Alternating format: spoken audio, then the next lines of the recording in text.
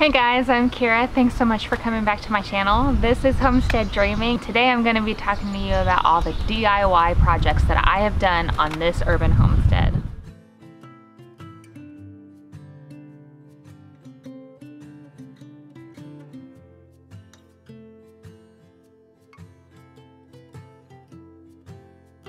This video is the fourth installation in the urban homesteading collaboration with my friends Josh at the Citystead, Victoria at Grow Your Groceries, and Natalie at Hey It's a Good Life. So don't forget to check out their videos, which are linked down below in the description, as well as in the playlist in the end screen and right up here in the eye.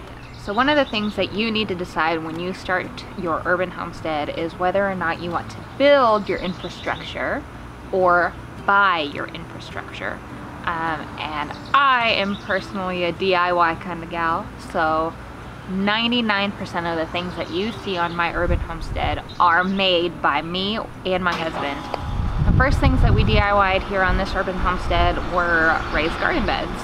We put some together in the back, and that's just a whole bunch of mixed and matched woods and patterns, sizes, lengths, depths, with arch trellises. We purchased the cattle panels and the T-posts to make the trellises, but the beds were built by us.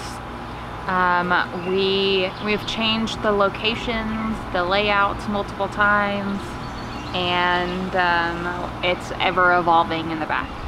The next big project that we built was our chicken coop, and we decided to use our detached garage, which is right behind me, as a chicken base, an animal base, a livestock base, if you will. And so what we did is, since we don't park in the garage, we took the far bay and walled off an entire wall. We walled off an entire wall and closed it in with hardware cloth and added a door, and that is how we built our chicken coop inside of our detached garage. I really enjoy having it being inside of my garage. I know that it's structurally sound. I know that it's safe from the elements. I know that it's predator proof due to the fact that the bottom is concrete, and the opening is an actual window that closes with glass and locks from the inside. Once they're in for the night, they're in for the night. The next big projects that we decided to make was a big chicken run on the outside. And while this was our first attempt at a chicken run, there are things that I love about it, and there are things that I don't love so much about it. I wish it was taller. I wish it was tall enough for me to walk into, and I wish it had a door for me to get in and out of from the outside. We are currently in the midst of redesigning our chicken run, and those big concerns are going to be addressed in our next chicken run build. I also wish that the main run was covered, and that's something that we are planning on adding in the future. Our next build that we took time to invest in was a Quail Habitat. I love the Quail Habitat. It is phenomenal. I love how it is on the ground. It is as close to nature as I could possibly get it, while still having them enclosed and safe and predator proof. We decided to go ahead and build it inside of the garage to make sure that it was safe for them. It is definitely not easy for a critter to go in there and attack them. The bottom is concrete due to the fact that it's on the floor of my garage. And again, there are doors, and there are exterior doors as well as windows with locks that prevent anything from getting anywhere near them. They have an overhead light, and they are able to burrow into the bottom and have lots of space to crawl around in, and I really enjoy watching them, and I think they enjoy being in there. One thing that I would change if I could go back and do it again is I would have lined the bottom with plastic before filling it with sand, and that's something that I'm planning on doing the next time that we clean out their habitat. The reason why I want to line the bottom with plastic is because the way that my backyard is sloped, in the springtime when it rains a lot, the garage tends to retain water, and the place that it goes to first is the quail hutch. So I would like to line their area with plastic and then fill in with sand and pine bedding. That way their sand stays dry and the water will go around it. Another build that I have really enjoyed having is the chicken tunnels, or channels if you will.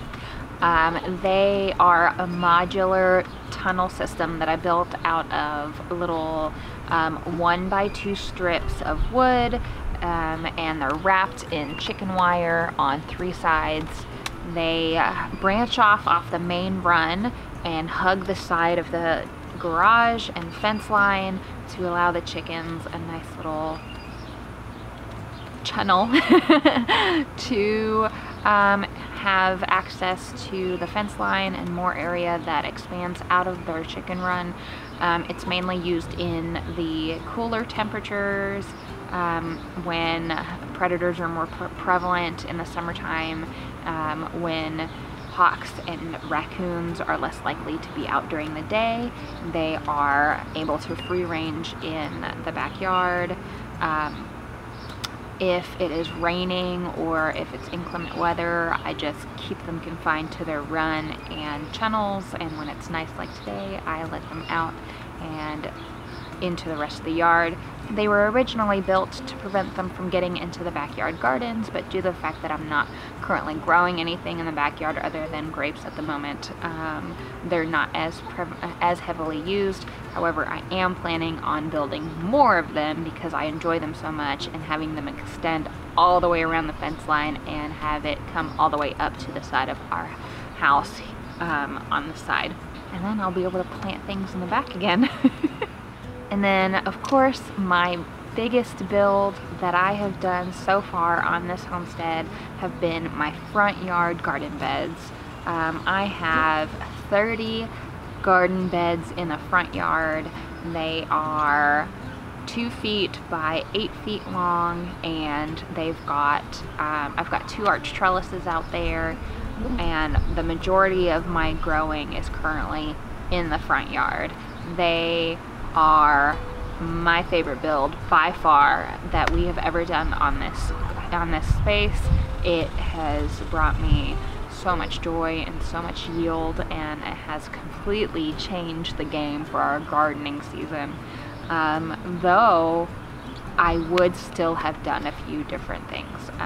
Due to the current state of affairs and the state of affairs of this past spring, the lockdown, the shortages, it was a little bit more difficult to get supplies and to be able to actually go out to get them, not just what was in the store and available to us, but budget-wise, time-wise, being able to physically go out to the stores when things were closed, just wasn't possible. So we made do with what we had and what we could get our hands on, and so they're only 4 inches tall, and I would have preferred for them to be a double layer, for them to be a total of 8 inches tall, and ideally we may be able to do that in the future and double them up and have the deeper beds. However, for now we had to make do with what we had, and they are just single layered, and so far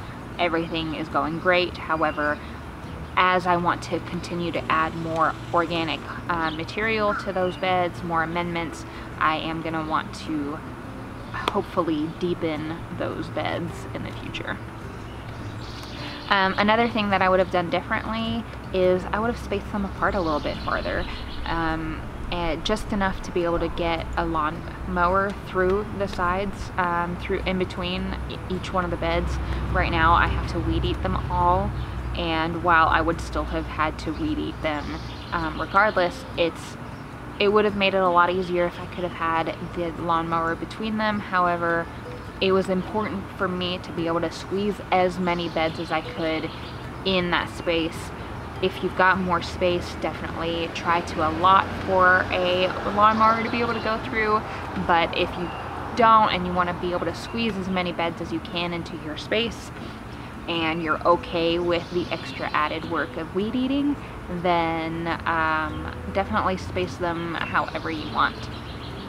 I'm about to have to go and spend the next couple hours weed eating between my beds. But so that's something that I would definitely keep in mind. Definitely make sure that you lay out your projects, lay out your garden the way that you know you're going to be able to take care of them. If you're not going to want to go out there and maintain them, then there's no point in having them, because it's a waste of space. If you're not going to go out there and use it, then it defeats the purpose of having it. Another DIY project that I have made here on my urban homestead is a composting area, and I've revamped this a few times. It's made out of reclaimed wood that I repurposed from old raised beds that I wasn't using anymore, as well as some chicken wire, and I am really enjoying a place to put the kitchen scraps, the grasses, the weeds and all of that good stuff. And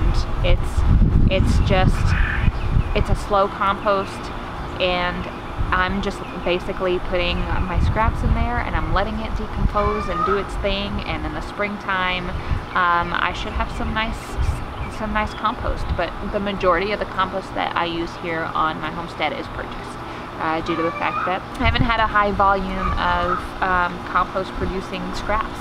And now that I have livestock, that should hopefully change enough so that I can amend my garden beds next year with what I have accumulated this year for next year. So now that I've talked about all the things that I've actually made, let's talk about the things that I decided to purchase.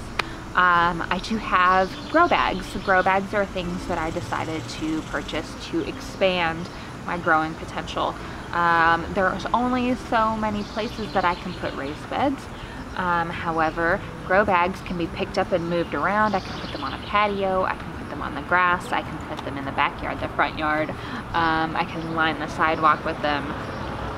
The options are so much broader with them, and they can be brought indoors in the wintertime, or if there is a frost that is forecasted that is earlier than expected or later than expected if we're in the spring, then you can easily grab that grow bag and bring it into the kitchen or bring it into the garage, protect it from frost, and bring it back out the next day. So they're great tools for smaller spaces, for season extension, and they're definitely something that I would recommend purchasing, even if you're trying to be as DIY as possible. Another thing that I decided to purchase rather than build is trellises. I have a few trellises that I made myself, and they work just fine. They're just not as aesthetically pleasing as I was hoping that they would be, and that's just the way it is sometimes. So what I really like to maximize my space in this urban setting is purchasing cattle panels and T-posts and using arch trellises. And I would have so many more if I could, and I am planning on trying to figure out how I can do that without breaking any rules. But I definitely recommend trying to find a way to do arch trellises. My friend Josh, who is part of this collaboration, has 2 videos on how to get cattle panels home when you don't have a truck or trailer. I will link that right here, and he's also got one on how to make arch trellises when you can't find cattle panels in the store. And so I will link that one right there. I'm lucky enough to have a really good friend down the street who has a truck and a trailer, but not everybody does. And so there are a few options on how to get those home and how to still be able to get your cattle panel without a truck or trailer. Thanks so much for watching this video. I really hope you liked it. If you did, don't forget to give me a big old thumbs up. It really helps out my videos, it helps out my channels. And let me know which one of my projects you like the most down below in the comments. And let me know what are some projects that you have DIY'd on your urban homestead. Don't forget to check out my friends Natalie, Josh, and Victoria's videos. They are going to be linked in the playlist right after I finish talking. And I can't wait to see you in the last installment of this collaboration that's going to be out next week, and that's going to be my ultimate homestead dream. Can't wait to see you guys next week, and I hope you have a wonderful day. Thanks, guys.